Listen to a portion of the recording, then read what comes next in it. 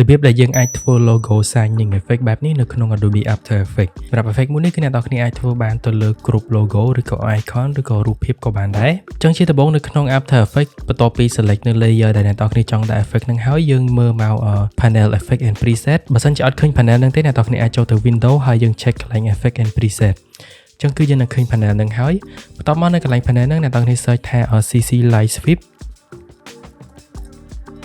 នេះនៅកន្លែង generate នេះយើងទាញ effect ហ្នឹងយកមកដាក់នៅលើ icon របស់យើងមកឬក៏ logo របស់យើងហ្នឹងបន្ទាប់មកយើងនឹងឃើញមាន effect ហ្នឹងហើយដូចដែលយើងឃើញអញ្ចឹងហើយយើងអាចមើលមកកន្លែង effect control panel នេះគឺយើងនឹងឃើញមាន setting មួយចំនួនដែលយើងអាចកំណត់បានយើងអាចកំណត់នៅ sweep intensity របស់វាយើងអាចទៅឡើងមកទៅតាមតម្រូវការរបស់យើងគិតថាប៉ុណ្ណាស្អាតអ្នកទាំងគ្នាអាចដាក់ប៉ុណ្្នឹងទៅបើសិនជាគិតថា100ស្អាតយើងដាក់100ហើយបើសិនជាគិតថា100ខ្លាំងពេកយើងអាចបន្ថយតាមនឹងបានហើយកន្លែង width នេះគឺជាកន្លែងដែលយើងអាចបរិចទំហំរបស់វាយើងអាចបរិចទៅតាមអីដែលយើងចង់បានបន្តមកទៀតកន្លែងនេះគឺជាកន្លែងដែលយើងអាចដូរ mode វាបានវាមាន linear smooth និង sharp អញ្ចឹងគឺយើងអាចដូរទៅតាមអីដែលយើងចង់បានកន្លែងនេះគឺយើងអាចដាក់ពណ៌របស់វាបានបើសិនជាយើងចង់ដាក់ពណ៌សទេយើងអាច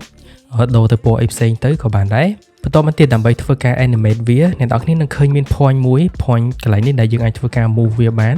អញ្ចឹងដើម្បីធ្វើការដាក់ចលនាទៅលើវាយើងទាញ timeline នេះ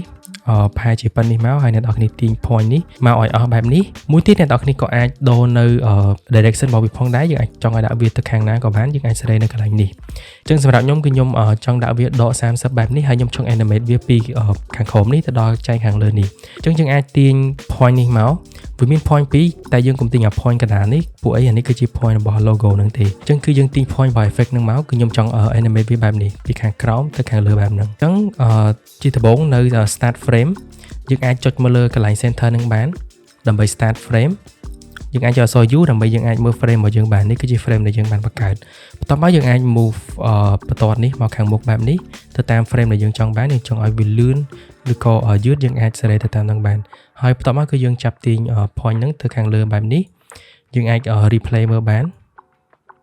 អញ្ចឹងគឺវានឹង animate ទៅបែបហ្នឹងឲ្យយើងហើយបើសិនជាយើងចង់ឲ្យវារៀងលឿនយើងអាចសេរី keyframe ខាងចុងនេះមកខាងនេះតិចមកគឺយើងនឹងបានលឿនបែបនេះហើយយើងចង់ឲ្យវាយឺតយើងអាចសេរីទៅឲ្យរៀងយូរបែបនេះមកអញ្ចឹងអ្នកនរគ្នាអាចសាកធ្វើ effect នឹងបានទៅលើគ្រប់ logo icon ក៏ដូចជារូបភាពផងដែរកុំភ្លេចចុច subscribe ជួបគ្នានៅវីដេអូក្រោយ